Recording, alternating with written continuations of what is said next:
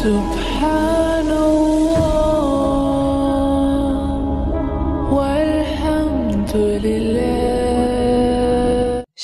tahorat ibodat hisobida. Lekin hozirgi kunda ko'p qavatli uylarda hojat va tahorat bir joyda. Buning zarari yo'qmi? Shariatda tahorat ibodat hisobida degan gap bir oz noto'g'riroq chiqqan. Hisobida emas, tahorat shariatda ibodatdir. Hisobida desa bir oz bo'shroq aytilgan bo'ladi. Tahorat shariatda ibodat. Balki namozning kalidi tahoratsiz ko'p narsalarni, ibodatlarni qilib bo'lmaydi.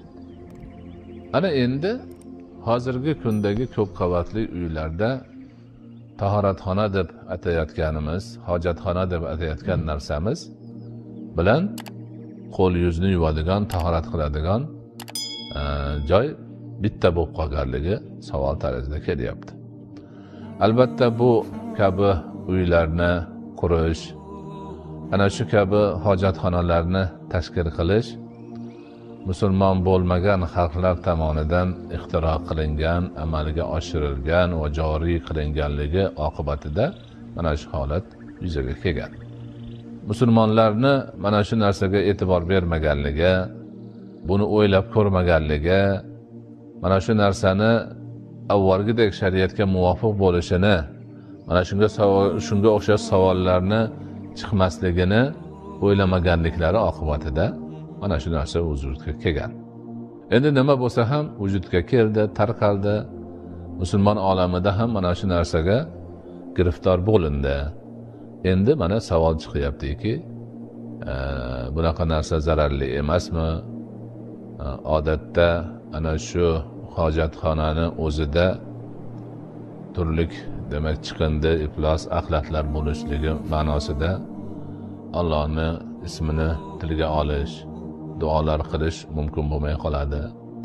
Balki unga kirayotganda Auzu billahi minal xubsi val xabaisi deb panoh so'raydigan duolarni o'qib turib keyin kiriladigan holatlari bor edi. Endi hammasi bir joyda bo'lib qoldi. Nima qilamiz degan savol. Bu yerda ulamolarimiz o'sha narsani bir yerda bo'lishiga hozir ruxsat berishgan.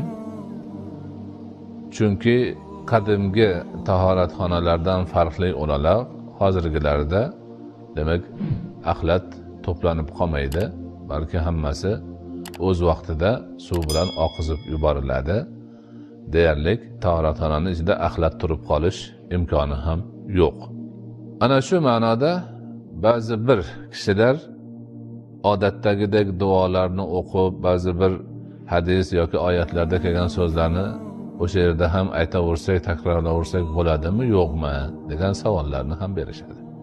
Bunda ba'zi bir ulamolar o'sha axlatni turib qolmasligi e'tiboridan, suv bilan yuvib doim tozalanib turish e'tiboridan o'sha duo yoki ba'zi bir zikrlarni aytaversa bo'ladi deganlari ham bor. Lekin nima bo'lsa ham tahoratxona uni mahkam yopiladigan qilinganmi yoki suv bilan oqib kelinadigan qilinganmi, baribir shu nomi bor, o'sha narsani o'sha yerda bo'lishi bor. Shuning uchun tahorat qilsa mayli, g'usl qilsa mayli, o'sha qazoi hojat qiladigan joyida, lekin o'sha duolarni ovoz chiqarib o'qimagani afzal deyilgan ulamolarimiz ham borlar.